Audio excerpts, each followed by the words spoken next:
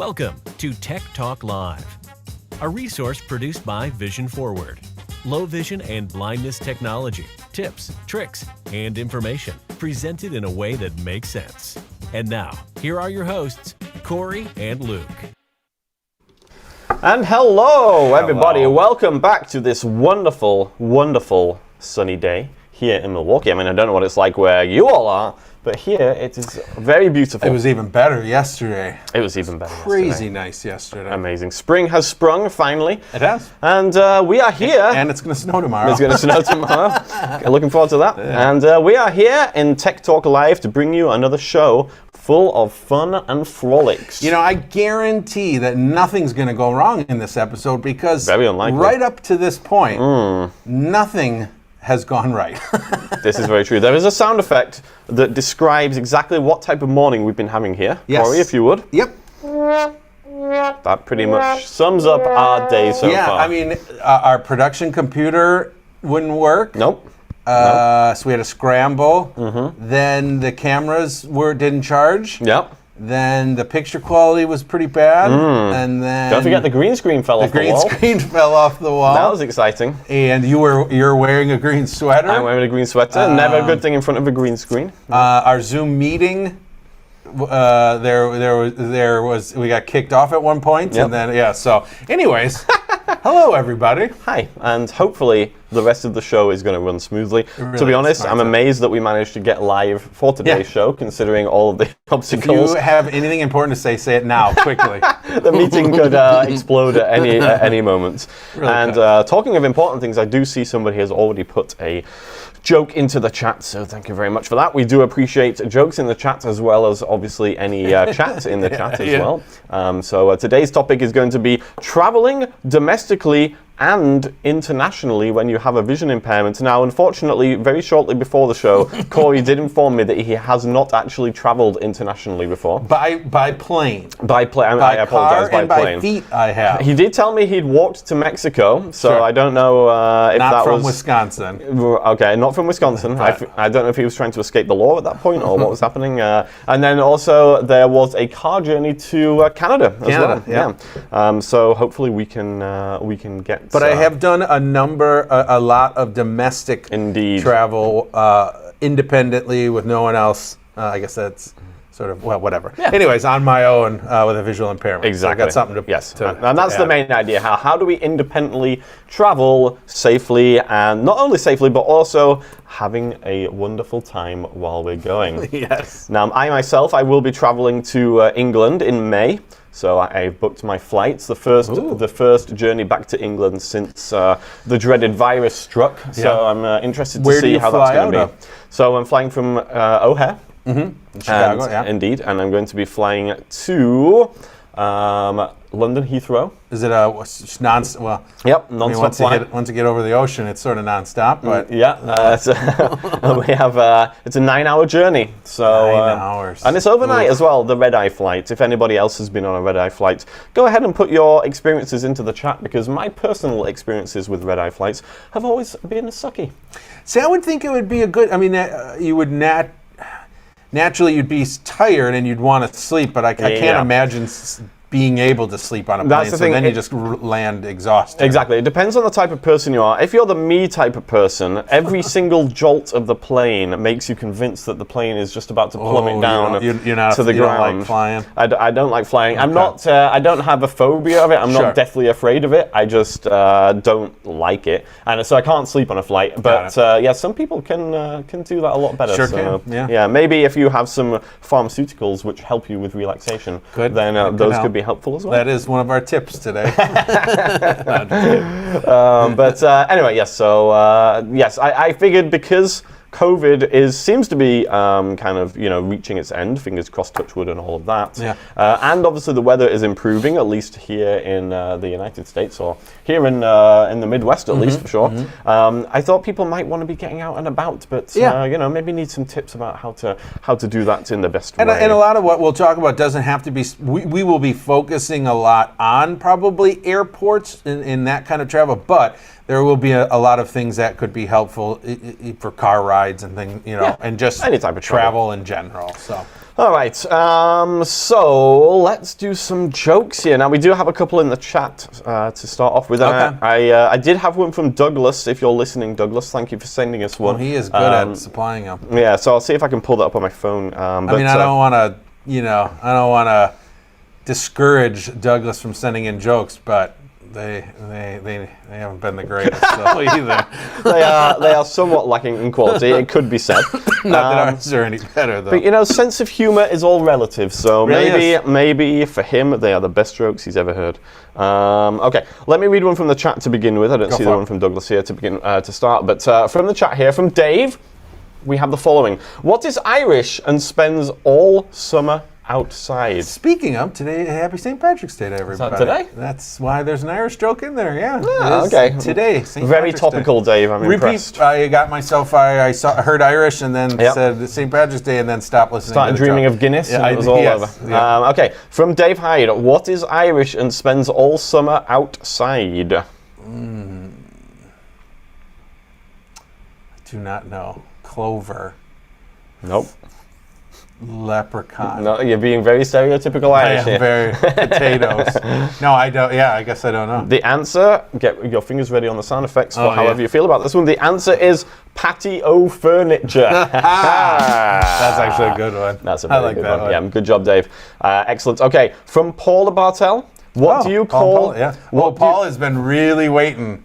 Man, Paul and Paula. Oh, sure. He's been talking this one. So this is probably gonna be one of the funniest jokes ever. Well, let's see. Let's find out. From Paula, what do you call a magician who loses his magic?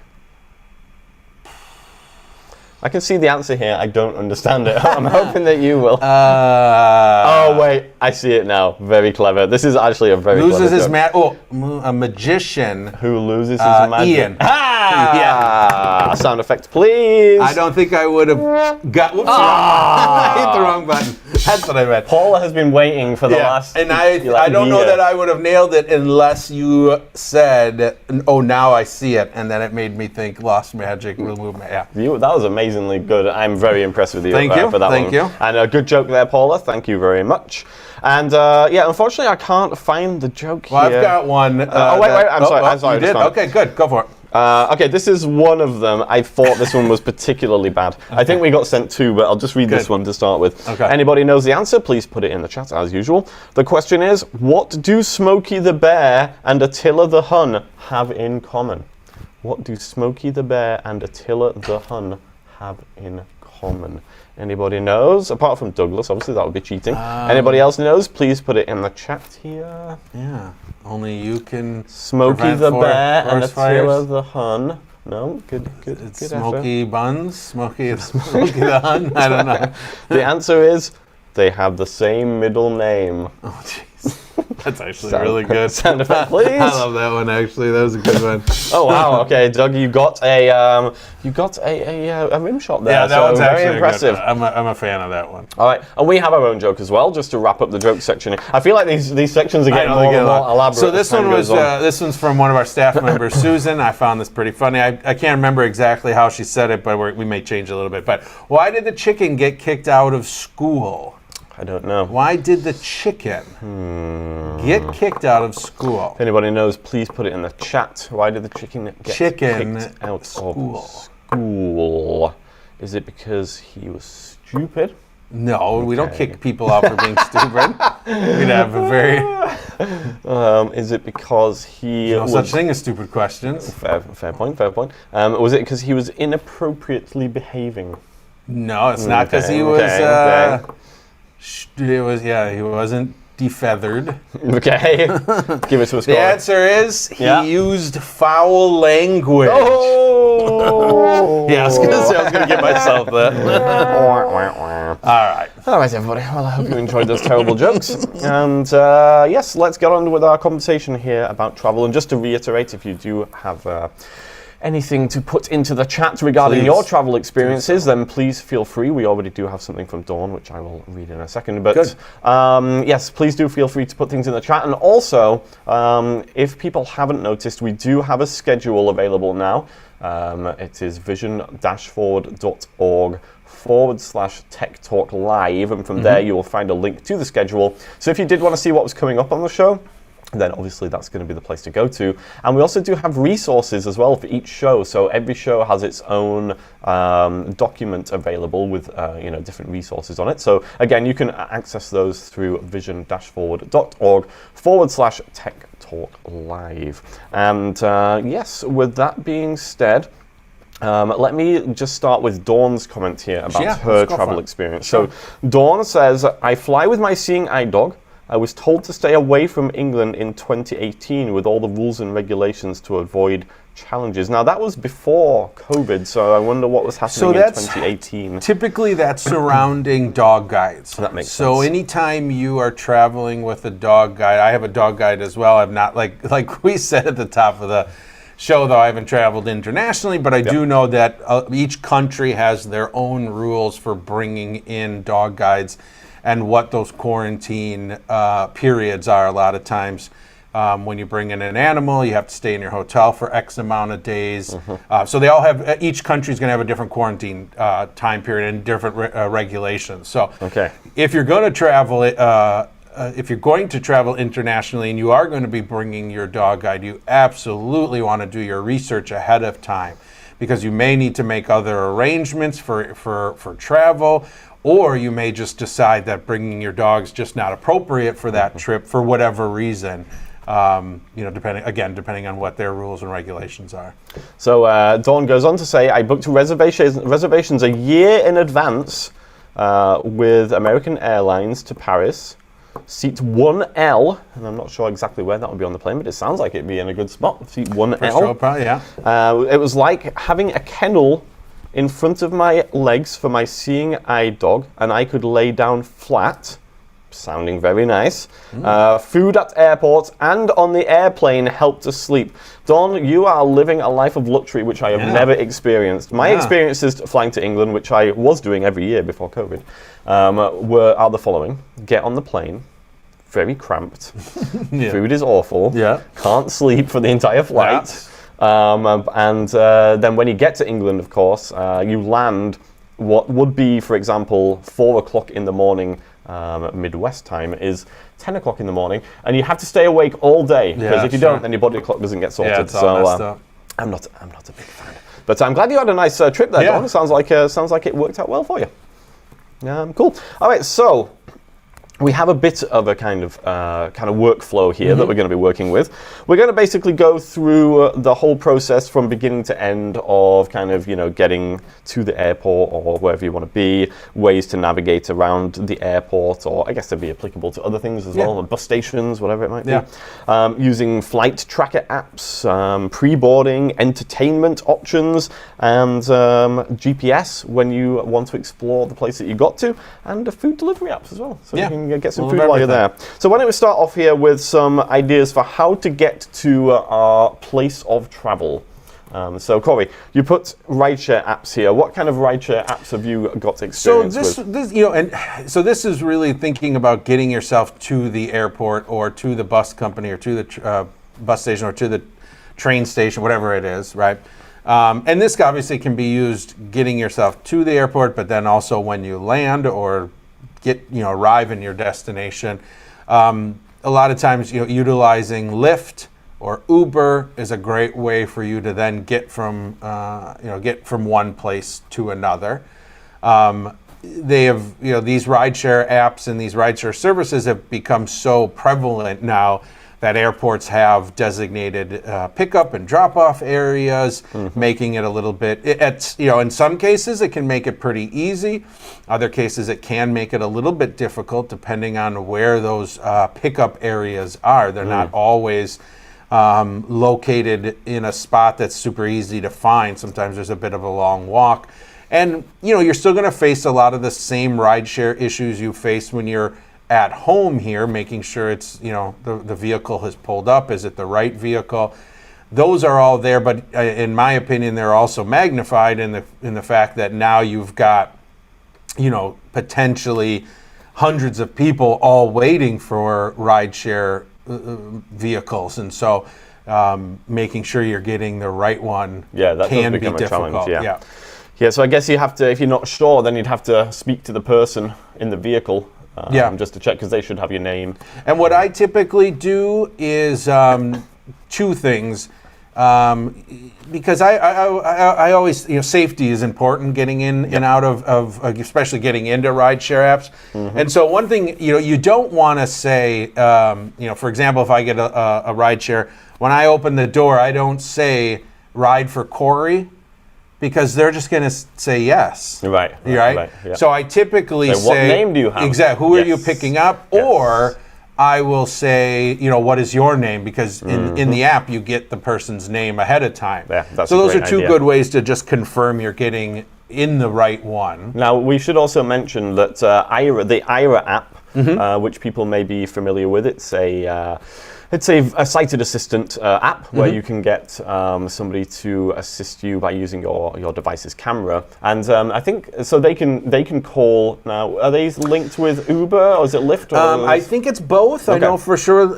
I used to use it with Lyft, and so they could, if you in the app, if you log in with your Lyft or Uber credentials, they can then request the ride for you. Yes, and then they have access, like to the driver's name and right. all So that they would be able to help you get into the correct vehicle. Correct. If you don't feel comfortable kind of doing that process yourself. So you can do free 5-minute calls with them, right? So do you think that would be sufficient, or no? It'd be sufficient to call the Uber, but it wouldn't be obviously to wait for them. Yeah. As we're talking about Aira, do we want to sort of jump ahead, or to when you get to your bus station or your airport? Because obviously Aira can play a big role there too. Or do we want to sort of... Yeah, before we do that, I wonder if you decided to catch a bus to the airport, for example, if that's where you're going, do you use any particular apps for checking kind of public transportation schedules? I prefer, I think everybody, a lot of counties and cities have created their own public transit, right? But I use Milwaukee Transit has their own here, which is good.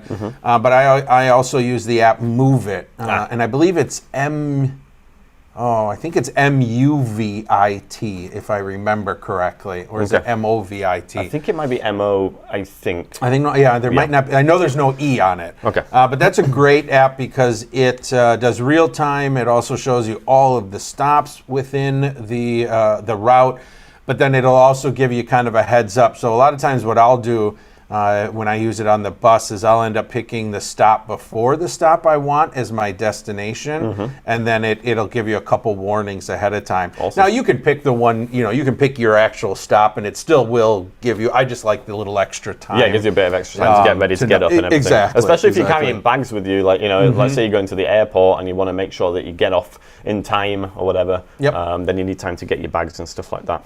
Cool. And all of those apps that we've been talking about are accessible through screen readers, so that's correct. So you have been using an iPhone traditionally, so using VoiceOver with those as well. A couple of comments in the chat here, which I would like to read out. So one says Dean, I think maybe just Dean, says, for your information, when traveling out of the US with a service animal, it is important that your dog be fully up to date on his or her vaccines, and also microchipped. Otherwise, you won't be allowed back into the country.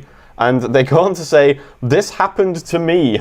Oh, yeah. Wow. I'm surprised they let you leave to go into a country without proper vaccination. I feel like it would be much better to be stopped from leaving rather than being stuck at your destination. Yeah, for Although sure. I guess if your destination is the Bahamas, maybe it'd be okay. Jamaica or something might not be so bad. But maybe it's fine then. Absolutely. That's a good point. Yeah, but I'm sorry to hear about your experience, and thank you for the tip there. That's very useful. Dawn says, your international vet should refer you to the USDA that should review all rules and certify all paperwork, etc. So yes, if you have a service animal, there is this whole other layer of complication regarding rules and regulations. So I guess that then moves to gets to the point of do I need to take my service animal with me, or would it make more sense to leave the animal? I've met I've talked with people who've done both, who've decided no, I absolutely want it, and others who said it just didn't make sense. It wasn't feasible. That's going to be your own individual choice. And Anicio says the app is called Move It, MOOVIT. We knew there was no E, but double O. That's I knew it was a goofy one. Thank you. It was made for the cows. There you go. Okay, so we have hopefully got to our travel destination. Yeah, and that was the easy part so far. That was the easy part. Now the adventure really begins. Getting dropped off at the station, whatever it is. Yeah, right? so, okay, number one. Your personal experiences here, Cory. Yeah. You had mentioned that, let's say you're getting your ride share. Yep. You have gone to the airport. Yep. Great. Okay, we're at the airport, but now we're not really close to the terminal where we need to be, or there's a bit of a journey involved here. You got to check your bag in, you got to get through security, you've got, Let's just talk about, first of all, though, getting to the right terminal. Sure. Okay, so what's your tips on that? So I've done it, I've done it in two ways. Actually, I guess I've technically done it three different ways. Okay. The third one was traveling with somebody. So let's just stop there a second. And you may travel. That is perfectly valid. Yeah, exactly. So then if they're an individual who's sighted, and you can do sighted guide and make it through it. Now the two ways when I travel independently, and I shouldn't say independently because that's not the right word. When I travel by myself, I've done it in two ways. First, I will get dropped off. And there's always a bunch of people coming in. And so you can always just ask somebody really quickly, is this the door for American Airlines? And then you walk in, and there is always staff there waiting. Yep. And when you have a service animal or you're using a cane, it's a very good chance that they are going to come up to you and assist you. And so you can get assistance to the desk to get your boarding pass and check any bags if you want to. Now, a lot of it's, now it's a little more automated, so you're doing things in the machine, but you don't have to. You can still kind of go up to the desk and do it. That's because when I fly to England, they always have the kiosks where you can do the self-check-in and print off your tickets and all of that stuff. But I don't think any of that is accessible at all. It's not, unfortunately. Yeah. And there is, we'll talk in a moment, there is another reason why you might want to go up and talk to somebody as well, too. But so, asking somebody there for assistance is the way I've done it in the past. So then I get to the boarding and I ask, hey, I need assistance to my gate. And then they have, employees from the airport who walk, come in and do sighted guide. Quick little side jag. I'm going to get on a bit of a soapbox, but honestly, it's really up to you. There's no judgment. You can do whatever you want. But a lot of times when the volunteer comes to assist you to your gate, they're going to come with a wheelchair. A lot of times they're going to want to force you into that wheelchair. That's up to you. You do what you want to do. But I'm a firm believer. I don't need the wheelchair. I thank you for bringing it. I understand you might not know, so you bring it. I've had many stories and have had my own experience where no, you have to. No, I do not have to. So if you don't feel comfortable, you don't want to sit in the wheelchair, don't sit in the wheelchair. You can do human guide, you can do sighted guide. That's not a problem. I wonder what the reasoning behind them saying. I mean, I guess it's they try to say it's a safety thing. It's is it though really? That's I'm not exactly sure, and I think in some cases it's probably easier for them in the fact that they may not really be super comfortable with sighted guide or human guide. But don't take it if you don't want to, and if you want to, that's completely up to you. It's fine. But you get assistance through through security, and you get assistance to your gate, to your terminal, to your gate. So that's a pretty. I've done that many, many times. I've also tried it in another way too, where I don't get a volunteer and I simply ask somebody walking by, and I kind of just keep moving. And then when I'll just keep asking people as I'm going, is this Terminal A? Can you quickly just show me where gate is? Because I've gotten myself pretty close. Yeah. I don't mind doing that route. That one works as well too. Can be a little bit more. A little more pressure because you got to find somebody and stop them, and a lot of times they could be trying to hurry to get somewhere. So there's pluses and minuses to just not using an airport employee and just using a volunteer. The other way I've done it is using IRA. So we talked a little bit ago about IRA being a visual interpreter sighted assistance app. Connect with a trained agent. They have access to your camera and microphone. So I have done it 100% with IRA from the moment I got dropped off, from the Uber, went through everything. I sent IRA through security. So you take take the phone off. And at that point, Ira still had glasses, so you could do hands-free, send them through the metal. So they just see themselves slowly moving on the conveyor belt. They go through the conveyor belt, and then you pop it back on when you're getting in. And the first time I traveled that way, it really changed. It was such a life-changing event for me. Being able to just walk and hear what's going on. Hey, there's a Starbucks on your right. Hey, there's a Hudson News. Do you want to? Oh, I'm going to grab a soda. You know. Then when you get to your gate and find it, you're usually a couple hours sitting there waiting, and it was very. To me, it was super. It was very powerful to be like, at any point, if I want to get up and go find a snack or a restaurant or a bathroom, I could do it without trying to find a volunteer or asking somebody, hey, can you show me where the restroom is? That's a really cool point. Now, now Ira not having hands-free, it makes life a little bit harder. Now, there are ways to do it hands-free. You can get yourself some phone cases that you can wear around your neck and things to make it a little more hands-free. I do miss the glasses that Ira provided. But I will say, using Ira or something like that really did change the way I, traveled in an airport. Yeah, and for those of you who aren't familiar with the way that Ira used to work, there used to be a pair of glasses with a camera on them, and you would be able to connect to the sighted employee, through those glasses. So it's kind of cool because now you're hands-free and you're just walking around, and the camera is obviously pointing wherever your head is pointing. So I could see how that would be super useful. But now they don't have that, so you'd have to hold your phone or get something to hang it around. One thing I found very interesting, and anyone who independently, if anyone traveling on their own through airports have probably experienced this as well, is I was absolutely shocked how many people came up to me when I was moving, without a sighted guide. Because if I'm doing it on my own without Ira, I'll stop sometimes, kind of listen, get a layout of the land, and then keep moving. Or with Ira, sometimes they'll say stop, look to your right.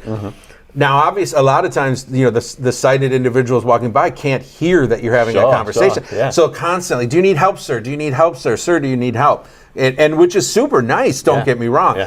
I will. At times it gets very distracting though. Like no, just leave me alone. I'm trying to listen and travel. But you really are amazed on how many people are like, oh my gosh, there is a blind person walking on their own. I'm going to go ask them if they need assistance. And I appreciate it. I absolutely wouldn't want it the other way. I mean, you almost need, how with the service animals you have a thing on them that says do not pet working animal or whatever. You almost need something like that to be saying, I am doing this independently, leave me alone. don't talk unless I look lost. But it is pretty amazing how many people will. But it also shows you how you could travel without an employee from the airport, because so many people will stop and ask you. 100%. Anicio says regarding the wheelchairs, says that they put the luggage in your wheelchair. So. Yeah, but at that point, by the time they bring the wheelchair, though, you've already checked your bags, and it's just your carry-on. Which you would carry if it's a backpack, which it most likely would be. I mean, I just don't. They bring the wheelchair because they don't know. Right? They don't know who's coming. They don't know who they're coming to pick up. Yeah, that makes sense. It's just sometimes they are bound to use that wheelchair. They're like, I brought it. I'm using it. Get in this thing. Sometimes I've had one where the guy's like, well, I'm going to sit down and you push it. No, I'm just kidding. That never happened. Just going back a little bit there, so you had obviously mentioned using a cane, and as a person who's blind, obviously if you're going to be getting around independently, then you're going to be using the cane, right? But I do think it's an important point to say that people who are low vision can also benefit from having a cane, even if it's not a cane for walking, but an ID cane instead, which just identifies the fact that they have a vision impairment. So it's got the colours on it and everything, and that way, it's gonna allow you potentially to get around more safely. For example, airports can be crowded places. If you if you have peripheral vision loss and you're not seeing people at the sides and you kind of bump into people or whatever it might be, then the cane is going to make it obvious, why that might be happening. Yeah. Or even if you just kind of like, once you get into the airport, you need assistance, as Cory was saying just then, if you do have the cane, then people are more likely to come up to you and offer assistance. They understand why you're asking for assistance. Yeah. So I think just using a cane in general could be beneficial. Now, obviously, that's always a personal choice, but it's definitely something to consider. And those who aren't familiar with the ID canes, they're just kind of like the traditional white canes, but they're slimmer and shorter, and you don't put them on the ground. You're just going to be holding it. Sure. Yeah. So, okay, we have a long comment in the chat here from Dawn. So let's read this one out. With a seeing eye dog kennel. Wait a minute, let me see if I can get this. With a seeing eye dog, kennel, check on and carry on luggage. I have found it. Okay. I have found it easier to hire a limo company referred by your airport that will drop you off at luggage drop-off for the airline and pick you up at luggage pickup. I love the idea of a limo, by the way, so I'm 100% on board with this. Personal guidance and allowed extra baggage, can make shopping trips prior to the destination, etc. Very easy for them to locate me with my seeing eye dog, and in Europe, a lot of businesses demand ID proof that your service animal was trained at a legitimate dog school. This also avoids possible challenges. Wheelchairs, I explain, I do not want my dog's paws to get rolled over. That's a great way to do it. Most people are not trained to push a person with the dog walking on the side. Cool. Yeah, so, absolutely. Dawn, it sounds like you're a high flyer, just cruising around the world, like all the time, hiring limos, getting first class travel. I don't know what you're doing in your life, but it sounds pretty good. So good stuff. Okay. Anything else to say about that for the moment? There is a couple of other things I want to hit on here, but anything else for you to say? One other thing we didn't, we said that when you kind of go in, one reason you might want to go up to a human for the boarding piece is to get that pre-boarding status. Right. Now, this is not, again, this really does come down to a personal preference. I know many people who are blind who are like, nope, I have no problem boarding whenever my boarding is. Yeah, sure. And there's others who appreciate that going and getting that pre-boarding status. So that's going to allow you to board absolutely first. So that very first group of people who are going down, you're on that in that group. So it makes life a little bit easier going down the jetway, getting onto the plane, finding your seat. Yeah, because presumably somebody would kind of guide you to your seat, and there's not like a bunch of people trying to board the plane at the same time. Yeah, so. and you also then don't have to worry so much about if you're in the middle seat or if you're in the window seat and somebody's already in the aisle, and then they've got to move, it just does make life a little bit easier.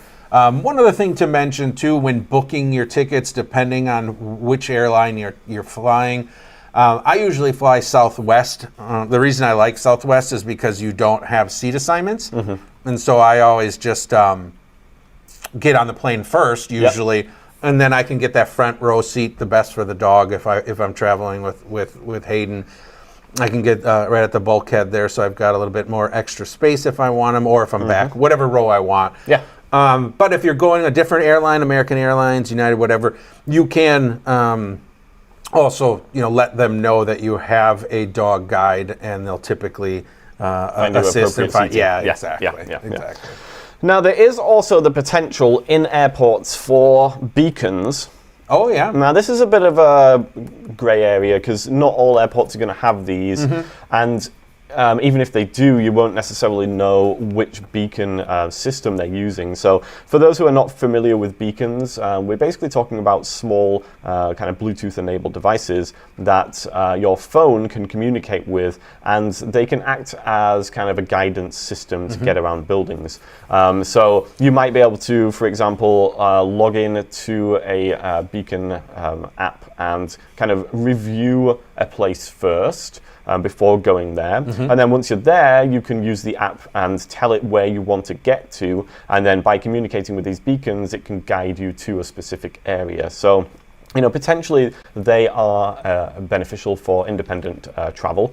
However, like I say, it's a bit of a toss-up at the moment because you don't know if an airport will have them, and even if it does, which system it's using, and even if you know those things, you don't necessarily know that those beacons have been appropriately maintained because a number of them require batteries, and those batteries have to be changed, and they have to be changed quite regularly.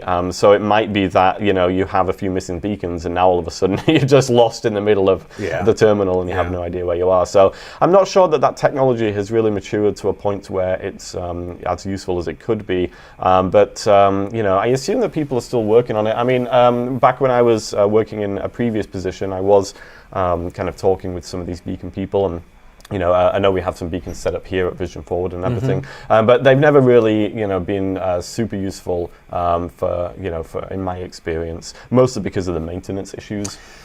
Yeah, I agree. And it's just hard to know which app. Exactly. You got 5 different apps now, and that's it. I know O'Hare at one point was in talks to have beacons installed.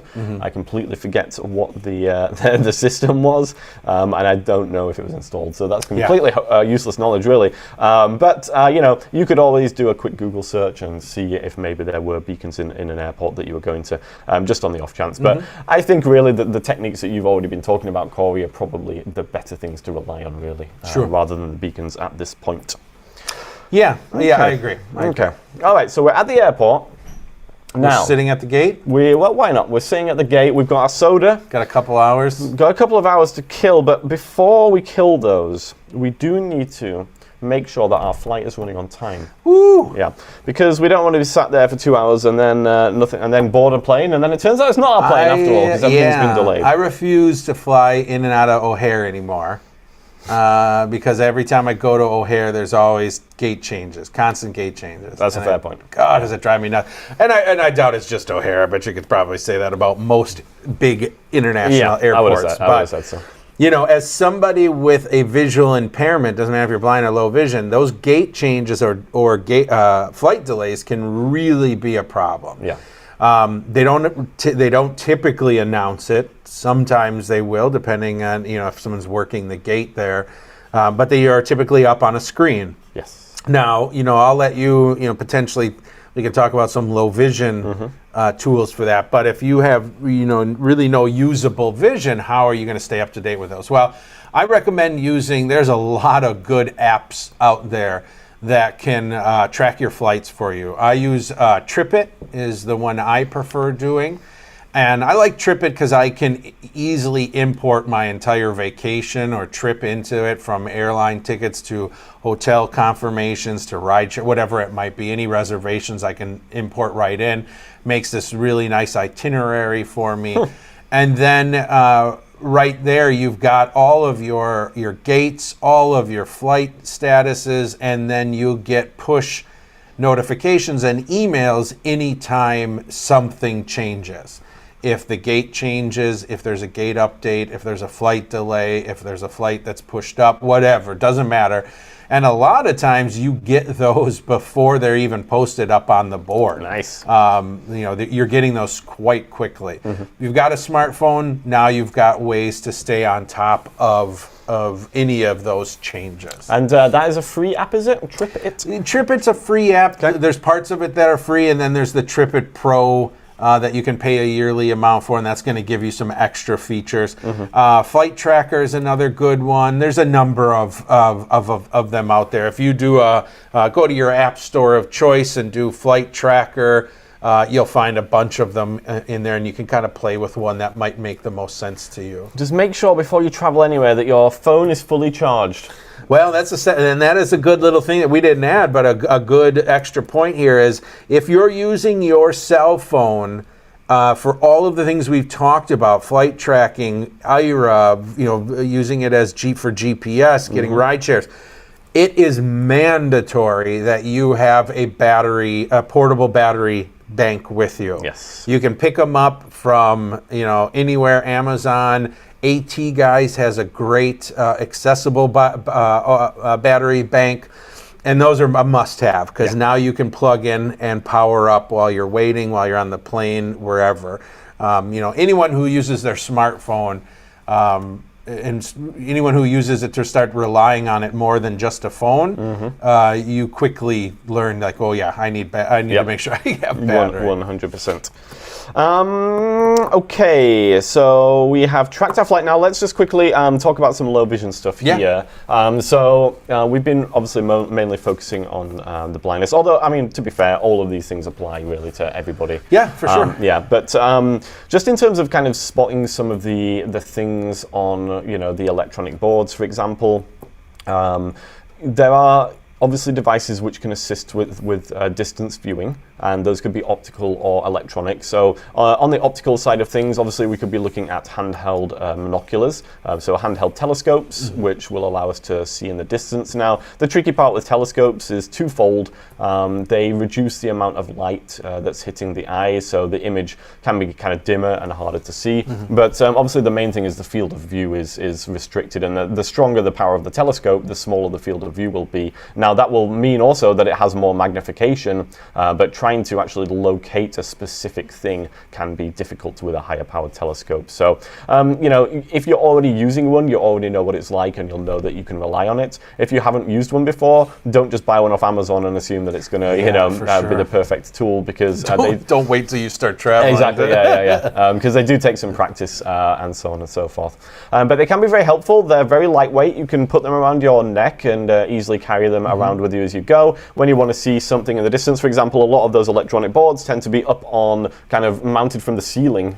So they're kind of up there, so even if you're up kind of right where it is, it's still above you and a distance away. So just holding up your telescope to take a look at that, and hopefully you're able to locate your flight and see where the gate is, or if there's been any changes, and so on and so forth. Now, there are electronic solutions as well, and we've talked about them on the show before. So there's a number of wearable devices which can be helpful for seeing things in the distance. And with those devices, you would obviously have them on your head, and they will allow you to zoom in. Now, they do have their own benefits. You are probably looking at a wider field of view compared to a handheld monocular. You are probably looking at a brighter image. And further options for adjusting that image through kind of changing color or contrast and things like that. So potentially a device like that could again be useful. Now, a number of those devices are not designed to be walked with, and so you would have to stop, put the device on or hold it up to your face, look at what you want to see, and then kind of take the device down again before you start walking. Some of them you are able to walk with, but in general I'm going to say they're not the best for use while walking. So those could be a good option, and there are even kind of handheld electronic magnifiers that have a distance function as well. So the Explore 8, for example, or the Compact 10, you can close the stand on those and they will switch to a distance mode, and you can go ahead and hold them up and zoom in on things as well. The only downside to those is the level of distance magnification you're going to get might not be too much, and also it can be difficult to try and hold them steady enough to read things in the distance. But one thing you can do with those is zoom in, take a picture, and then kind of look at the picture so it's a bit more stable. And indeed, you could do that with your smartphone as well. So if you have a good smartphone camera, you might be able to zoom into the distance, snap a picture, and then hopefully bring it up to your face and see. Or utilize magnification. Yes. And then magnify that image too. Exactly, yeah. So there's a number of different options there for spotting things in the distance, some of them more high-tech and some of them less high-tech. All right, so we've talked about pre-board.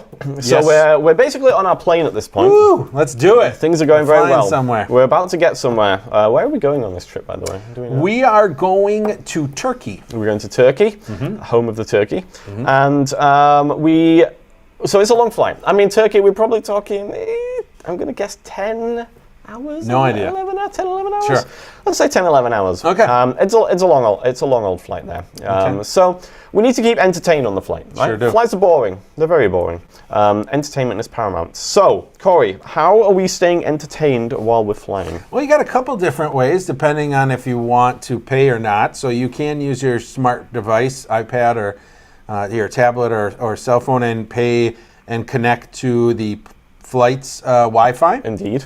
And typically when you do that, you then get access to a lot of their video content. Although the last time I flew to Florida, back in October, and I didn't use their Wi-Fi, and I was still able to access some of their online, some of the entertainment content, TV shows and movies. Interesting.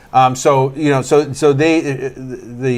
flights themselves, the planes themselves, typically have some. Otherwise, come prepared. So obviously, if you want to watch something.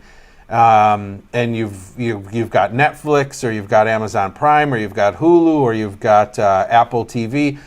You don't want to just get on the plane and go hop on their Wi-Fi and pay and then look for a movie. Right. Typically, what you want to do in advance is download some of that content for offline viewing. So most of those apps will allow you to tap a download button so that that TV show or that movie is brought onto your device, so that when you are in airplane mode or you have no Wi-Fi, you can still watch that content.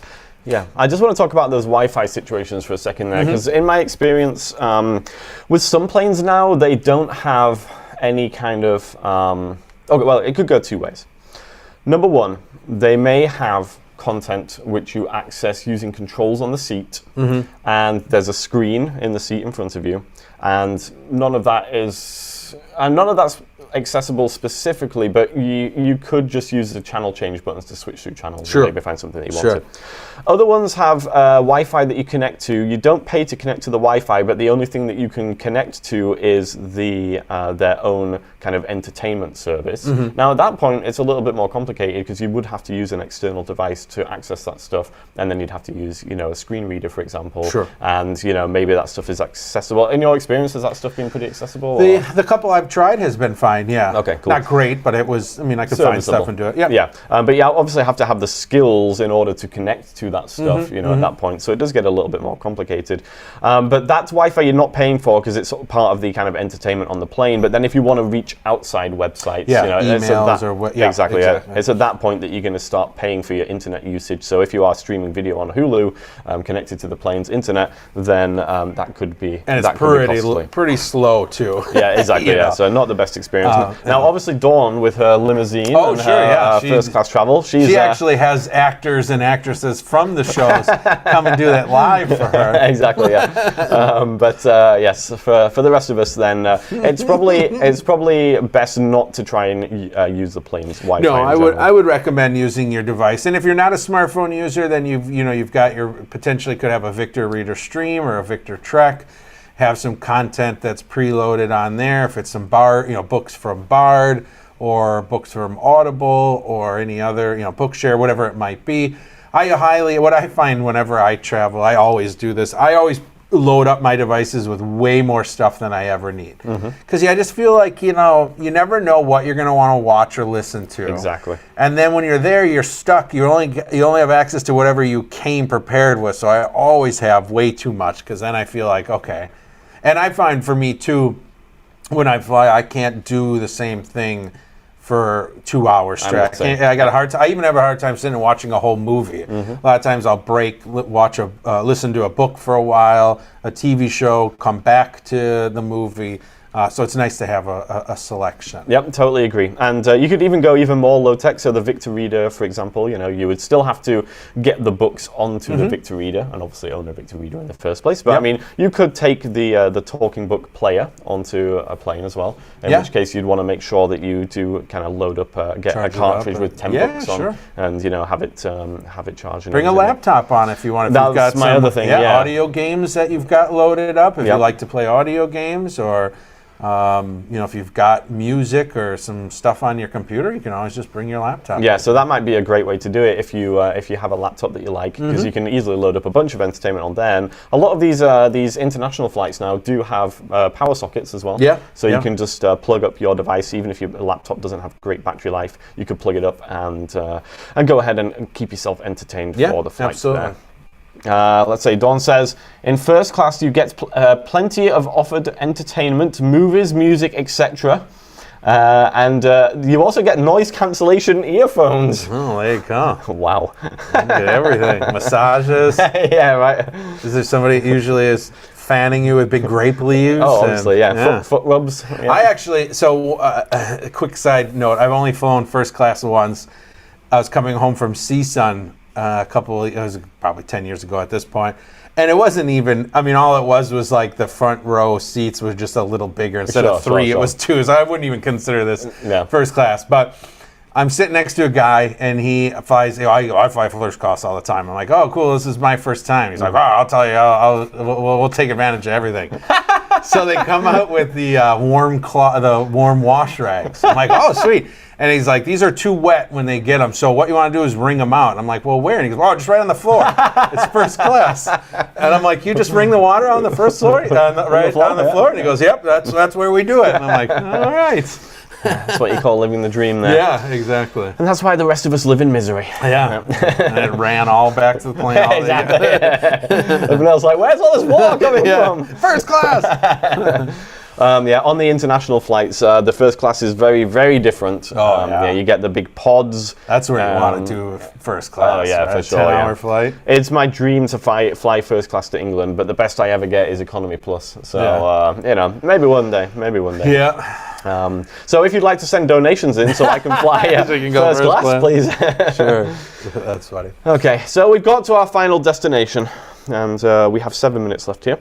We get to our final destination. Yeah. There's really one other thing that we didn't mention today. Oh, please. And it really this tip ties both when you're landed and you're at your destination, but you can actually use this tip before you even leave too. Okay. One thing I like to use is GPS apps or your GPS device, your Trek if you've got it or whatever it might be.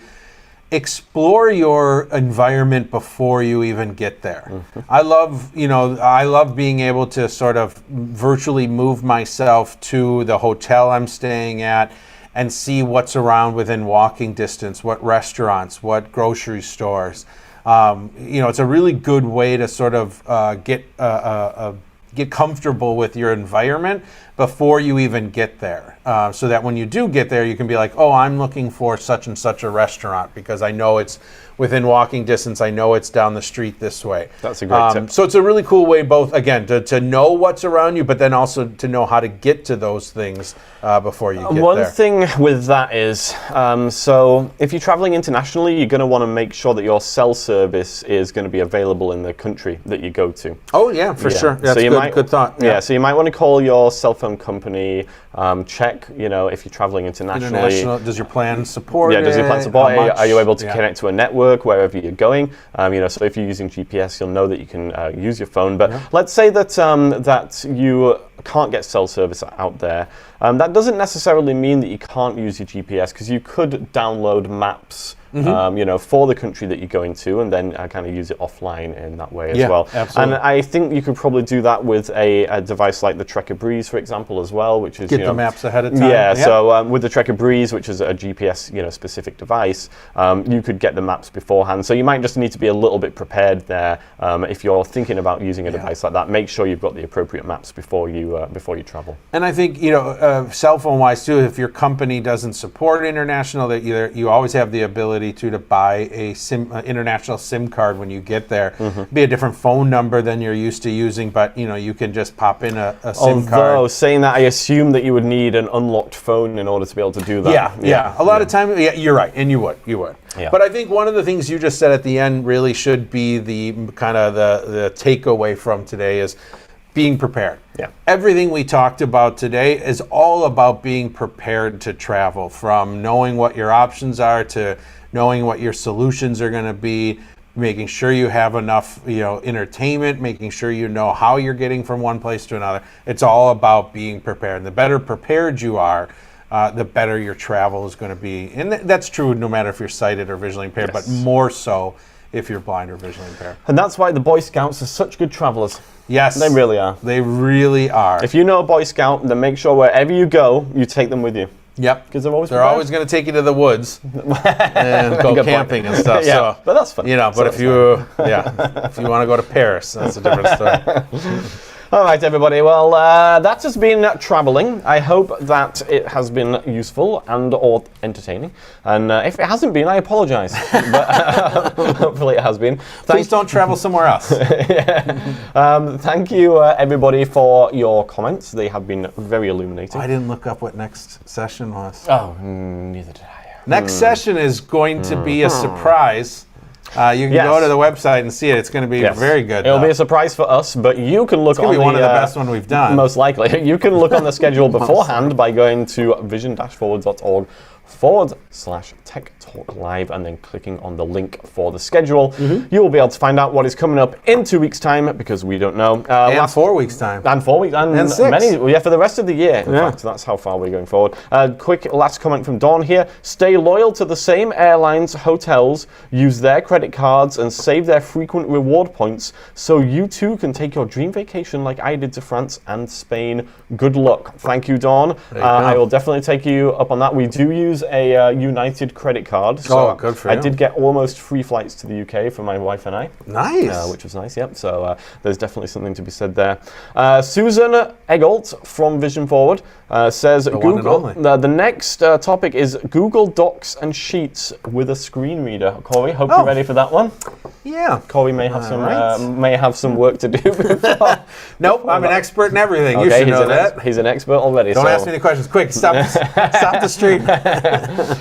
Don't forget, everybody, we do have a YouTube channel. The YouTube channel can be found at youtube.com/InFocusTechnology. And at the YouTube channel, we do have a number of videos, including these shows and also some pre-recorded other content as well. We have a lot of videos on there at this point. So if you're interested in anything to do with assistive technology or just vision loss in general, it's probably a good resource. So again, youtube.com/InFocusTechnology.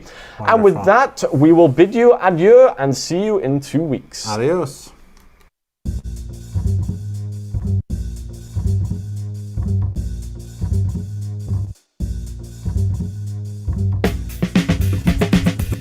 Thanks for joining us for another Tech Talk Live. If you enjoyed Cory and Luke's antics, join us again in 2 weeks. To register, visit vision-forward.org/Tech Talk Live.